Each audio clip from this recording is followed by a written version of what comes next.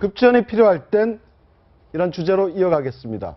앞서 보신 대로 각종 결혼론, 편의점 등 다양한 방법의 소액 사기 수법들이 판을 치고 있습니다. 사기라고 하기엔 너무나 좀 쪼잔하다고 얘기를 해야 되나요?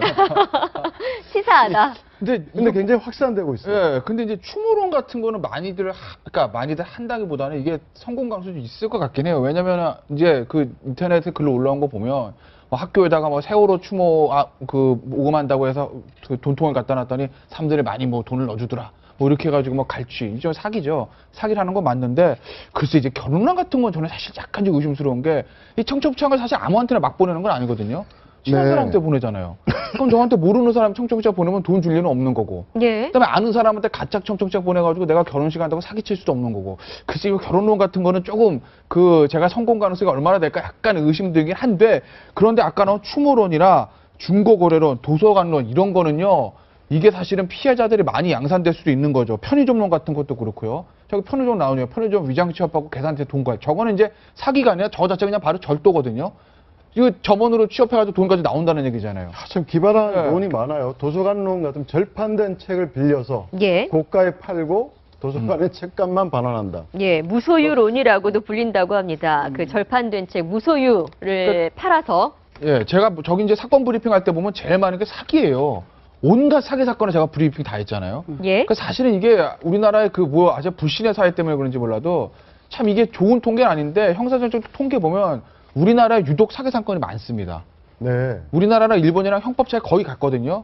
그런데 사기 사건이 일본보다 절대적으로 많아요. 이게 과연 뭘 의미하는 것인지. 그러니까 제가 사건 브리핑 할 때도 보면 대부분이 제가 사기죠. 이것도 다 사기입니다. 그러니까 우리가 이제 소액 사기 할 땐 별게 아니라고 생각을 하죠. 왜냐면 야, 한 사람한테 내가 그래봐 돈 10,000원밖에 안 뺏었어 라고 하는데 이게 100명이면 100만 원이고 1000명이면 1000만원이거든요.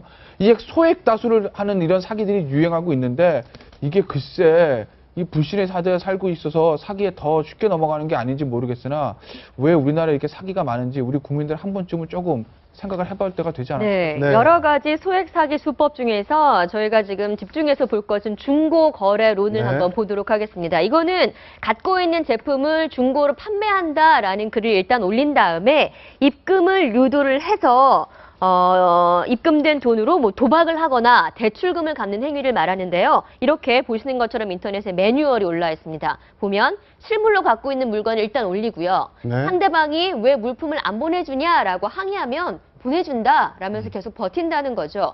그러면서 그 버티는 기간에 도박을 하든지 뭘 하든지 해서 돈을 굴린다는 겁니다. 그리고 나서 만약에 상대방이 고소를 하게 되면 시간이 없어서 못 보냈다. 내가 물품을 갖고 있기 때문에 보낼 수 있다. 라고 경찰서에 가서 당당하게 얘기를 하면 된다는 거죠. 절대 사기꾼이 아니다라는 겁니다. 저런 매뉴얼이 지금 인터넷에 그렇죠. 돌고 있다는 거죠. 상대방이 만약에 욕을 하게 되면 전화 녹취를 하고 욕설을 녹취를 하게 되면 물품을 보내준 다음에 경찰서에 가서 명예훼손으로 신고를 한다는 겁니다. 그리고 합의금으로 500만 원을 부른다는 거죠. 대단한 기발합니다. 수법이지 않습니까? 그러니까 기발해요. 저게 이제 중간에 그러니까 저런 중고나라 론 같은 게 예전에 우리 왜 그거 한번 했었잖아요. 그 협찬 사기. 네. 그때도 똑같아요. 돈을 이렇게 연예인 받아가지고, 협찬. 예, 돈을 받아가지고 한 사람한테는 또 물건을 줘야 될 경우들도 생기거든요. 왜냐면 자기가 처음 모든 첫 번째 피해자부터 이제 돈을 안 주기 시작하면 이게 못하기 때문에 여러 사람한테 돈을 받아가지고 그 돈을 가지고 굴리는 거죠. 그렇죠. 그러니까 이제 저 매뉴얼 좀 자세히 들어가 보면 스포츠 토토 얘기가 나와요. 스포츠 토토를 막 긁으면 한 게임 정도 맞을 거다. 그러면 그 돈을 가지고 일단 피해를 뭐 하나를 변절해주고 하나를 맞고 둘을 맞고 일단 초기는 좀 막아놓은 다음에 나중은 이제 우리가 막지 않는다 뭐 이런까지 굉장히 디테일한 어떤 매뉴얼까지 나오는데 글쎄 저쯤 되면은 저거는요 범죄 단위예요. 그러니까 처음에 그렇죠. 그러니까 처음에 예를 들어 세월호 뭐 그걸 이용해 가지고 학교에서 그 추모함을 한다는 추모론 같은 경우에는 그것도 사기지만 어떤 면에서 보면 학생들이 그냥 글쎄 뭐 장난이라고 보긴 그렇지만 범죄 단위라고까지 말하기는 사실 좀 뭐 무리한 구석들이 있거든요. 근데 저 중고나라 론 같은 경우에는 저 정도 되면 저 정도 매뉴얼 가지고 있으면 저건 범죄 단위죠 사실. 그래서